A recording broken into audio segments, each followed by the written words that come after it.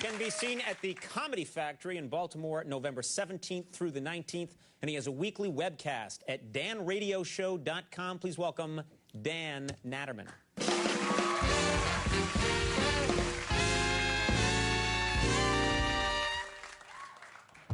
Thank you. Thank you. How's everybody?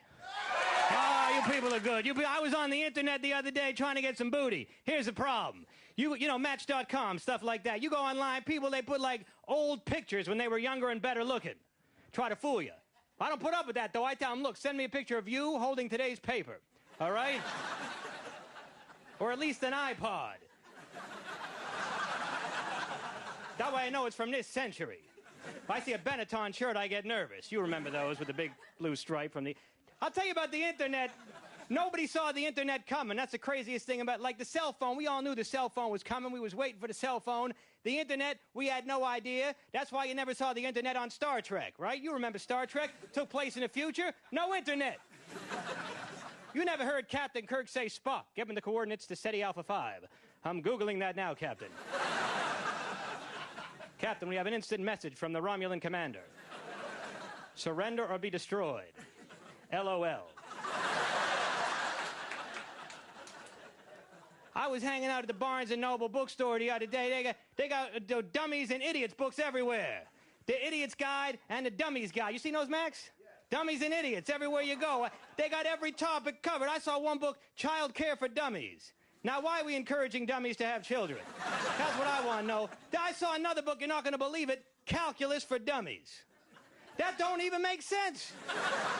How the hell are you going to teach a dummy calculus anyway? Calculus for Dummies should just be, you open it up, it says, all right, I'm going to have to cheat.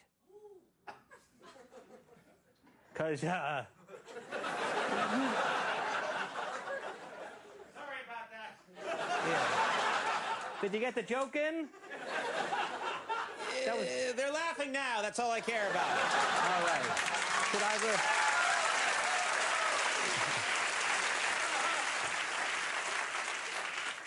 Because it's kind of like Let's do it again. Should I do it again? Calculus. All right, I'll do it again, just like from the top. Max, you see those books? Oh, yeah, I did. Calculus for Dummies. They got everything. I saw Calculus for Dummies. Now, how are you going to teach a dummy calculus? Calculus for Dummies should just be, you open it up, it says, all right, you're going to have to cheat. All right?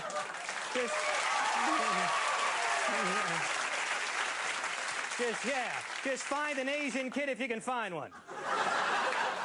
If not, drop the course, take sociology.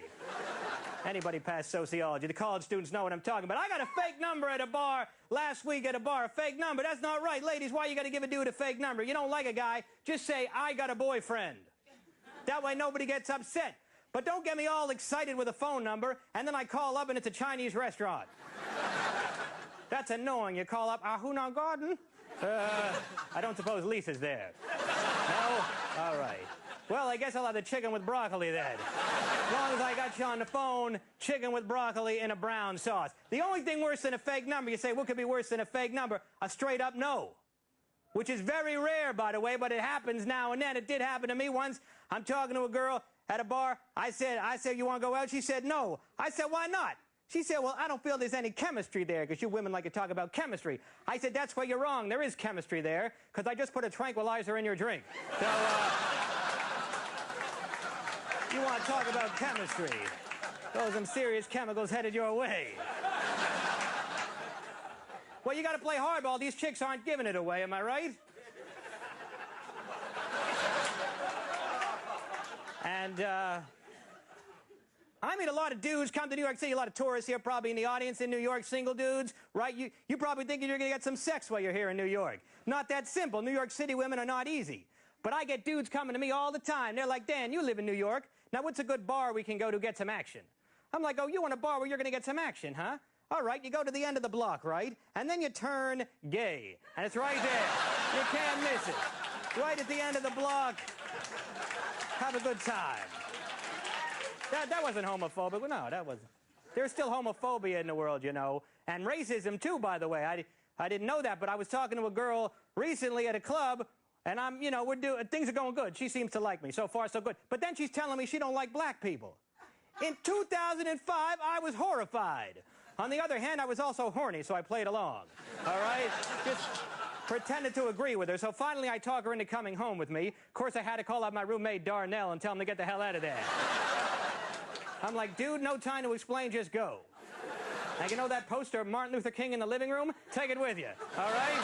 Because I got a dream of my own. You guys have been delightful. I got to go. Thank you very much. That was great. Bit of a snag there, you know. Oh, that was good. All right, yeah. Dan Naturman, everybody. Thank you very much.